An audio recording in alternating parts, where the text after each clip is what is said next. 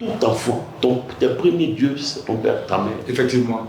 Maintenant, si tu sais qui est ton Dieu, quelle que soit la sorcellerie de ton père ou de ta mère, tu dois toujours avoir confiance à Dieu.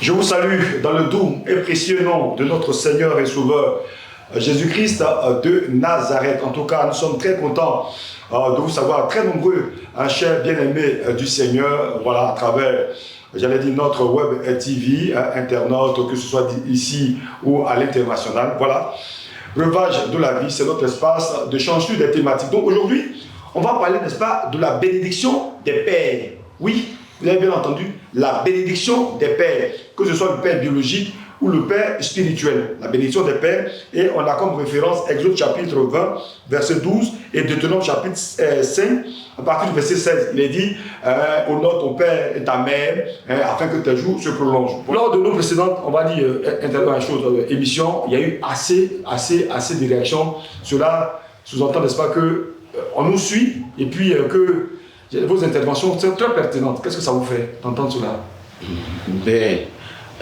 La première chose, c'est que nous rendons grâce à Dieu. Amen. Parce que c'est lui qui choisit, c'est lui qui appelle. Oui. Et nous sommes les appelés, et donc des missionnaires. Donc si celui qui nous a commis à la mission est béni, et si lorsque nous voyons les fruits, nous ne pouvons que lui rendre grâce. Amen. Et donc nous tenons à dire merci au Seigneur tout simplement. D'accord. Alors, aujourd'hui, vous avez décidé, n'est-ce pas, de parler de la bénédiction des pères. Oui. C'est important. C'est un sujet qui est d'actualité, il est assez récurrent et il a fait beaucoup de dégâts dans les familles. Et donc, cela vient en contradiction avec le dessein même de Dieu. Parce que, bien aimé, vous savez, le Père, Dieu, il y a plus de combien de milliards d'individus sur la terre, de pères et de mères sur la terre. C'est ça. Et parmi tous ceux-là, ces milliards de pères et de mères, un seul père et une seule mère, par le biais desquels il te fait venir sur la terre. C'est ça. Ça, c'est extraordinaire, ça. Et puis, toi, tu viens sur la terre. Malheureusement, c'est vrai qu'au cours du parcours, il y a des choses qu'on observe qui sont en contradiction avec la volonté du Seigneur. Et puis, tu estimes que toi, qu'est-ce que tu fais? Tu apportes un jugement, une condamnation à tes géniteurs. Ou alors, c'est un prophète qui te dit, ton père est un sorcier, ta mère est une sorcière. Et puis à partir de là, c'est fini. Tu les vois comme des personnes à condamner, des personnes à rejeter, des personnes avec qui il faut totalement couper. C'est une grosse erreur. Pourquoi je le dis? Parce que bien aimé, tu ne peux pas me dire, tu ne peux pas expliquer que Dieu se soit trompé. La Bible dit qu'il est omniscient, c'est-à-dire c'est toute chose. C'est ça. Et il est le Dieu qui est béni éternellement. Maintenant, ton père, c'est un ivrogne, mais c'est lui que Dieu a qualifié pour te faire venir sur la terre. Bien aimé, cela ne relève pas du hasard. Donc ce n'est pas possible. Il y a deux choses qu'on pourrait noter dans cette affaire. Les deux choses que cela démontre, c'est quoi? La première chose, il y a une méconnaissance de Dieu et de sa parole, bien sûr. Qui dit la parole parle de Dieu. De qui il est en réalité, de sa sainteté, de son omniscience, de sa toute puissance. Donc il y a une méconnaissance de qui est notre Dieu. Parce que si on savait qui était le Seigneur, le Dieu 3 fois saint, le Dieu omniscient, c'est le Dieu qui sait toutes choses d'avance, et le Dieu qui a tout pouvoir. Si on savait cela, on n'allait pas être en train de jeter la pierre à nos parents. Parce que si Dieu sait, bien qu'il sache qu'il est un sorcier, et puis te fait naître par lui, ça veut dire qu'il a les moyens, lui, de te protéger. Amen. Il a les moyens de te donner de réussir. Amen. Et d'atteindre ta destinée. Amen. Malgré que ton père soit sorcier. C'est cela en fait. Ça, c'est la première des choses. La deuxième chose, c'est que en agissant ici, tu n'attires pas la faveur de Dieu sur toi, ni la bénédiction de tes parents. Mais quand le Seigneur lui-même vient sur terre, il dit, en Matthieu 15, à partir du verset 4, honore ton père et ta mère, et celui qui maudira son père ou sa mère sera puni de mort. C'est fort. Mais oui. Et il dit, il continue au verset 5, il dit, mais vous dites, celui qui dira à son père ou à sa mère, ce dont j'aurais pu t'assister est une offrande à Dieu. Il dit, il n'est pas digne d'honorer son père et sa mère. Or, la Bible dit, si tu te comportes ainsi, tu es digne de mort. C'est-à-dire, tu dis, non, si le Seigneur vient, qu'il rebondit sur la question, ça veut dire, c'est le cœur de Dieu. Ça veut dire que ce n'est pas banal. tout enfant, tes premiers dieux, c'est ton père, ta mère. Effectivement. Maintenant, si tu sais qui est ton Dieu, quelle que soit la sorcellerie de ton père ou de ta mère, tu dois toujours avoir confiance à Dieu. Tu dois manifester de la compassion envers eux. Tu dois faire confiance à Dieu. Frère, je sais pourquoi je le dis. J'ai tellement été éprouvé dans ma vie qu'à un moment donné, j'étais chrétien, j'ai dit au Seigneur, il faut que je comprenne qu'est-ce qui ne marche pas. C'est ça. Et je prends donc des moments de jeûne, je vais dans un camp, et ce jour-là, je prie, j'ai crié de toutes mes forces. Et après, je me suis assoupi, tout le monde dormait dans le camp. Et c'est comme un écran de télévision, là, et puis boum, le Seigneur ouvre mes yeux et il me montre que mon père biologique n'était pas content de moi. Et c'était quoi le problème? Parce que si tu veux, j'étais le premier homme parmi ses enfants, le premier garçon, mais il y a eu des femmes avant moi. Et donc, il était très attaché à moi. Donc, ça veut dire qu'à Ricochet, ma mère était un peu celle qui était négligée. J'étais dans le coma, je me suis réveillé dans les bras de ma mère, qui était en larmes, qui pleurait. Et ça crée quelque chose en moi. À mon lien, où il y a un lien si fort. Et donc, je me suis attaché. Et donc, lui s'est senti blessé. Et puis, ensuite ça, bon, il y a eu des histoires. Comme une crise de jalousie. Voilà, crise de jalousie. Puis bon, il y a eu des choses. Je crois que puis je suis intervenu. Je dis non, mais c'est pas normal, papa. Bon, ça l'a blessé, ça l'a froissé. Donc, il a gardé. Et quand le Seigneur me révèle ça, c'est le Seigneur qui me révèle ça. Et selon toi, quelle aurait été la bonne attitude? Non, ce qu'on observe aujourd'hui. Ce qu'on observe. Ah, donc c'est mon père qui est à la base de mes malheurs. Mais c'est un sorcier. On va le traiter de tout, l'accuser de tout. Et puis commencer à lui envoyer le feu. Tout à fait. Le fameux feu. Oui. Je n'ai pas agi ainsi, frère. Qu'est-ce que j'ai fait? Oui. Je suis allé vers mon père, calmement vers lui. Et il dit oui, c'est pourquoi. J'ai dit non, je suis venu te voir parce que j'ai observé une chose. C'est juste après le jeûne, hein? Juste après le jeûne. J'ai dit, j'ai observé une chose. Il y a certains témoignages qui me sont revenus. Parce que je sais qu'on m'a fait savoir que lorsque j'étais né, tu étais au village et quand on t'a annoncé que ta femme a mis au monde un garçon, sur les témoignages raconte que tu as dansé de l'autre bout du village à l'autre bout. C'est extraordinaire. Et j'ai vu comment tu t'es occupé de moi. Tu sais, sur la terre, là, on ne voit pas Dieu, mais c'est toi d'abord qu'on voit. Moi, tu es mon père. Un enfant peut avoir plusieurs pères. Et je sais que toi, tu n'es pas pasteur, c'est vrai, mais si tu me bénis, je serai béni. Wow. Alors je suis venu te voir, s'il y a des choses que je t'ai fait, il faut pardonner. Je suis venu te demander pardon parce que je sais tout ce que tu as fait pour moi. Et le vieux a été touché. Il a demandé qu'on apporte de l'eau, une soupière. On lui a donné un peu d'eau dans une soupière. Il a prié sur l'eau et il m'a béni. Il a parlé. Mais moi, je ne regardais pas. Pour revenir à ce que je disais, Dieu est tout puissant, même si ton père est sorcier ou ta mère est sorcière. Je n'ai pas regardé au signe de croix qu'il a fait sur l'eau, tout ça. Je n'ai pas regardé. Je n'ai pas regardé à cela. Je voulais juste que son cœur, sa bénédiction, que son cœur soit apaisé. C'est ça. Il m'a béni. Et moi après, je suis devenu l'homme que je suis jusqu'aujourd'hui. Amen. La bénédiction de Père. Imagine que je sois en train de lui envoyer le feu. Le vieux n'est plus. Et le même, il était malade, il était hospitalisé dans une grande clinique de la place. Je l'ai fait hospitaliser. Et on m'a fait appel. Quand je suis arrivé, à la surprise, il a commencé à parler. Et quand il a ouvert la bouche, il a commencé à me bénir. Et il m'a béni, c'est en me bénissant qu'il est parti. Mais je suis mon béni. En commençant par maudire ton père ou ta mère, tu es en train de maudire Dieu. Parce que tu es en train de dire indirectement que tu aurais pu me faire naître par tel ou tel autre. Mais comment est-ce que tu peux me faire naître? C'est-à-dire, sans le vouloir, tu impliques Dieu dans l'affaire. Comme quoi Dieu, le Seigneur s'est trompé. Tu le rends coupable, tu le mets aussi au banc des accusés. Parce que tu penses que tu es en train d'accuser ton père seulement. Mais faisons confiance à Dieu, chrétien. Nous avons perdu de vue l'essentiel. La puissance de notre Dieu. La grandeur de notre Dieu. C'est mon offrande de dimanche là. Bon, c'est tout ce qui me reste. Ça, il a mis de côté, c'est pour Dieu. Moi, il ne peut pas te donner ça. Tu vois, le Seigneur dit, tu fais mal. Le Seigneur condamne ça. Non, je ne veux pas laisser mon offrande pour te donner là. Pourquoi? Ton père est en train de mourir. Non, non, non. Ce sorcier là, moi, qui est mis de côté par elle. Le Seigneur ne va même pas griller ton offrande. Tu penses que c'est l'argent que Dieu cherche? Ce qu'il veut, c'est l'obéissance. C'est ça. Il a dit dans sa parole même que l'obéissance vaut mieux que les sacrifices. Donc, c'est une erreur. Oui. Des prophéties qui ont séparé des enfants avec le parent. C'est mal aux yeux de Dieu. Parce que vous ne connaissez même pas, vous ne savez qui ni qui est Dieu. C'est-à-dire que vous ne savez rien de lui. Parce que si vous connaissez le Seigneur, vous connaissez sa toute puissance, ce Dieu qui ne trahit pas, qui ne se trompe jamais, vous ne serez pas en train de jeter la pierre à vos parents. Pasteur, pendant que vous parlez, il y a une question qui me vient à l'esprit. Oui. À supposer que le père et la mère ne soient pas chrétiens. Oui. Ok? Le passage dit, crois au Seigneur Jésus, tu es sauvé, toi et ta famille. Ils ne sont pas chrétiens. Et tu les traites, n'est-ce pas, de sorciers. Oui. Toi, tu es chrétien, tu es dans la famille, et la Bible dit quoi au Seigneur Jésus, tu seras sauvé, toi et ta famille. Est-ce que la puissance et la capacité de Dieu qui est en toi, là, ne peut pas délivrer tes parents qui sont en griffe sorciers? Mais comment est-ce qu'ils peuvent être délivrés si tu leur envoies le feu et puis tu coupes avec eux? Alors que la Bible croit au Seigneur Jésus, comme tu le dis, pour revenir au verset que tu as cité, et tu seras sauvé, toi et ta famille. C'est ça. Mais les gens que tu vois en ennemi, or le Seigneur même a dit prier pour vos ennemis. Et ton père ne peut pas être ton ennemi, ta mère ne peut pas être ton ennemi. Nous sommes là pour démontrer la puissance de Dieu. Comme on l'a dit dans l'émission précédente, l'Esprit de Dieu a été investi en nous. C'est ça. Donc nous devons faire confiance à Dieu. Celui qui, malgré la méchanceté de son père et de sa mère, qui est capable de lui rendre de bien, de lui faire du bien, de l'honorer, mais ça dit, il répond au cœur de Dieu. Il répond au cœur de Dieu, il est agréé par le Seigneur. Parce que ça dit, non seulement il sait qui est Dieu, il connaît sa puissance. Bien aimé, il connaît sa puissance. Et à cause de ce que Dieu l'a dit au nord, c'est un commandement.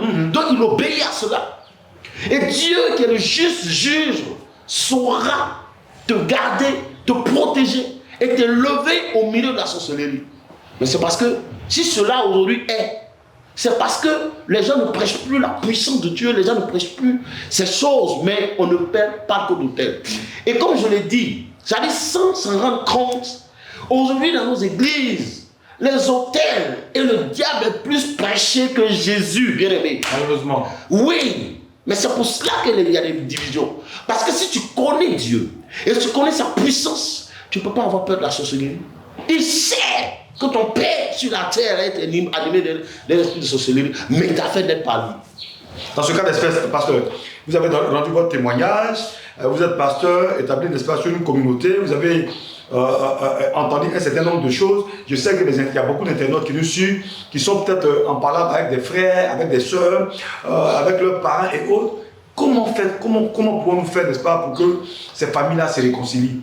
Il dit, si tu te présentes à l'autel du Seigneur, oui, prêt à déposer ton offrande dans le panier, que tu te souviens que ton frère a quelque chose contre toi, va te réconcilier à lui. Le Seigneur est venu nous réconcilier, ce qu'il a fait, il nous a réconciliés avec Dieu. Donc nous avons tous ce ministère de réconciliation par l'Esprit de Dieu qui est investi en nous. Donc c'est ce que Dieu demande. Souvent c'est pas facile, hein? Mais c'est pas facile. Mais c'est quand c'est pas facile que Dieu agrée. C'est parce qu'il sait que c'est pas facile. C'est pourquoi il a mis son esprit en toi. Parce que l'homme ordinaire ne peut pas le faire. C'est pour ça que j'ai dit, il va nous demander plus. Parce que l'homme ordinaire ne peut pas le faire. Ce qui n'est pas donné à l'homme ordinaire de faire, cela t'a été rendu possible par l'esprit. C'est par l'esprit, ce n'est pas la force. Mais c'est quand tu es capable de te lever au-dessus de ces choses-là, c'est là que tu deviens ami de Dieu, partenaire de Dieu. Parce qu'il voit que tu lui obéis. Mais pasteur, je dis, est-ce qu'il y a... Dis-moi, ce n'est pas facile. Prenons le cas de Joseph. Oui. Les gens l'ont vendu. Ses propres frères l'ont vendu. Mais qu'est-ce qu'il a fait? Il a pardonné. Mais c'est ça. Ce n'est pas facile là que la grandeur de Dieu se démontre. Parce que quand tu es capable de faire ça, de transcender toutes ces limites, ces contraintes, c'est en cela que Dieu se glorifie. Pasteur, quelque chose me vient encore à l'esprit. C'est vrai que les frères de Joseph pensaient faire du mal à Joseph, mais Dieu l'a transformé en bien, ben oui. Pour la communauté. Pour la communauté. C'est pourquoi la Bible dit que toute chose concourt au bien de ceux qui aiment Dieu. Tout à fait. Voilà. Mais ici, pour revenir à notre sujet, oui, il faut que les gens sachent qui est Dieu. Notre responsabilité en tant que serviteur de Dieu, c'est d'enseigner ces choses-là. C'est-à-dire élever Dieu, parler, proclamer Dieu. Il dit, tu fouleras aux pieds les œuvres du méchant. Il parle du sorcier, tu foules aux pieds. C'est-à-dire quand Dieu dit tu foules, ça veut dire que c'est banal. Ça veut dire que c'est banal, c'est misérable. Parce que quand on marche dans la journée, on piétine tellement de choses auxquelles on ne prête pas attention. Ça veut dire que c'est vain. Ça n'a aucune valeur. Donc c'est pour dire à quel point il dit, je l'ai mis sur vos pieds. Frère, je rends grâce à Dieu pour la confiance qu'il m'a donnée en lui. Non, là je te dis la vérité. Parce qu'il m'a fait la grâce de faire confiance à sa parole. J'ai tellement confiance à cette parole. Honnêtement, moi je prêche la puissance de Dieu. Je prêche ce Dieu immortel, ce Dieu puissant qui a créé le ciel et la terre. Je prêche ce Dieu-là qui est descendu dans les profondeurs de l'abîme et qui a dit à Satan, rends-moi les clés du séjour des morts. Amen. Et qu'il les lui a rendu en se prosternant. Il ne s'est pas tenu debout pour lui donner. Ça a eu la tête courbée comme ça, face contre terre, et puis il a levé la main pour les lui rendre. C'est ce Dieu-là que moi je prêche. Pasteur, il vous est arrivé, j'allais dire, de réconcilier des enfants, des pères et autres. Alors comment vous êtes pris? Mais en leur prêchant la puissance de Dieu et l'amour de Dieu, oui. C'est en leur expliquant ces choses-là. Tant que tu ne te défais pas de ces choses, c'est comme tu marches et puis il y a des poids qui sont attachés à ton pied. Tu ne peux pas courir, tu ne peux pas avancer au même rythme que ceux qui ne portent aucun poids. Donc ça ne sert à rien. Le MCO, il avait coupé toute sa famille, tous ses frères, toute sa famille. Mais parce qu'il a vécu quelque chose de terrible. C'est un choc moral ce qu'il a vécu. C'est difficile.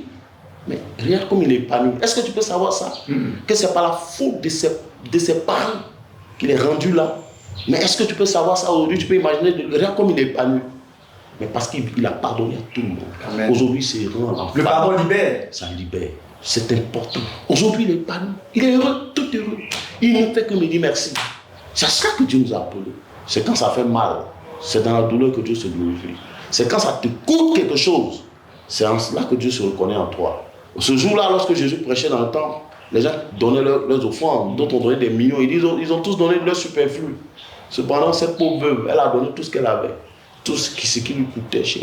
C'est quand ça te déchire là. C'est le geste qui est important et non la valeur. Oui. Et c'est possible, n'est-ce pas, d'y arriver? Il est possible d'y arriver. Même si les parents sont oui, il faut arrêter de maudire nos parents. Il faut arrêter. Le jour que j'ai prêché ce message pour la première fois, je rends ce dernier témoignage là. Mais il y a une dame, elle est cadre supérieur de cette nation. Elle a pris le micro à la fin, elle voulait rendre le témoignage. Elle dit, je ne connais pas l'église, je n'ai jamais connu cette église. Cette nuit, je dormais et le Seigneur m'a parlé. Et il me dit, tu vas aller dans telle église. Wow. Et mon serviteur, elle s'appelle le pasteur Apia. J'ai mis une parole dans sa bouche demain. Va entendre cette parole. La dame était en pleurs lorsqu'elle rendait le témoignage.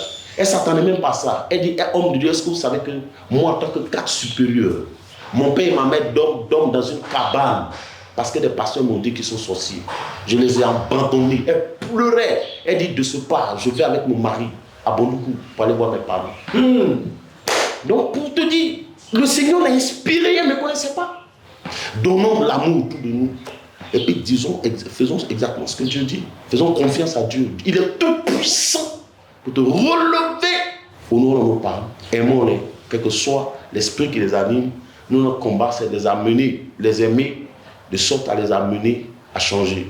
C'est de les amener à changer parce que nous sommes la lumière du monde et le sel de la terre. Mais surtout, Christ nous a donné le pouvoir de marcher sur les serpents, sur les scorpions, sur toute la puissance de l'ennemi et rien ne pourra nous nuire. Breuvage de vie, c'est sur votre chaîne, voilà, avec l'église L'Abreuvoir comme invité, le pasteur Georges Apia qui en est le fondateur. On va prier, vous allez prier. Je suis convaincu que ce sujet-là, vous l'avez dit, hein, ça fait beaucoup de dégâts. Et puis, vous allez peut-être parler à quelqu'un, parler à une famille, parler à un frère, à une soeur, mais surtout prier et puis donnez vos contacts pour ceux qui souhaiteraient, j'allais dire, vous appeler pour exposer leurs préoccupations ou pourquoi pas peut-être de venir vous rencontrer pour que vous leur donnez des pistes de solutions pour que la famille soit réconciliée. D'abord, bien aimé, ce que tu dois savoir, c'est que le Dieu que nous adorons, il est tout puissant. Il est le seul. Il n'en a jamais eu avant lui, il n'en aura jamais après lui. Et Dieu est saint. Et il faut faire confiance à Dieu. Il faut éviter de te séparer de ta famille, de cracher sur ton père, de cracher sur ta mère, parce que ce n'est pas démontrer la puissance de Dieu. Et c'est une méconnaissance du Créateur. Et ça blesse le Seigneur. Si le Seigneur le dit en Matthieu 15, à partir du verset 4, et jusqu'à 6, ça veut dire que Dieu tient en cela. Parce que Dieu ne se trompe pas. C'est lui qui a écrit l'histoire des hommes. Il a écrit ton histoire avec tes parents. Alors, ce n'est pas le cœur de Dieu. Lorsque tu coupes avec tes parents, tu les traites, tu envoies le feu pour les détruire. Non, ce n'est pas la volonté de Dieu. Mais Dieu veut démontrer sa puissance au travers de toi. Aime, donne de l'amour. C'est ce à quoi Dieu t'a appelé. Que le Seigneur vous bénisse. Je crois que Cela a dû vous faire du bien et je pense que vous allez pouvoir vous réconcilier avec le Saint-Esprit, avec vos parents. Et sur ce, je vais donc prier. Seigneur, merci pour tes enfants. Merci parce que tu leur donnes la force. Éternel, de grimper cette montagne, ce n'est pas facile. Lorsque tu réalises comme le frère, et Seigneur, c'était un homme très brillant et que j'ai retrouvé plusieurs années après par la méchanceté des hommes, mais qui a été capable aujourd'hui de pardonner et qui fréquente à nouveau sa famille. Seigneur, je te dis merci pour ce frère que tu aides, pour cette soeur que tu aides, Seigneur Dieu, à se réconcilier avec leurs parents. Merci Seigneur et que toute la gloire te revienne au nom de Jésus. Amen. Amen. Breuvage de vie, voilà. Merci de nous avoir suivis. Les contacts, n'est-ce pas, de l'homme de Dieu s'affichent au bas de l'écran. Mais n'oubliez pas, pour ceux qui souhaiteraient venir communier avec nous, tous les dimanches, de 8h à 12h. Merci de nous avoir suivis. On se donne rendez-vous, n'est-ce pas, pour un autre sujet. D'ici là, portez-vous bien et à très bientôt.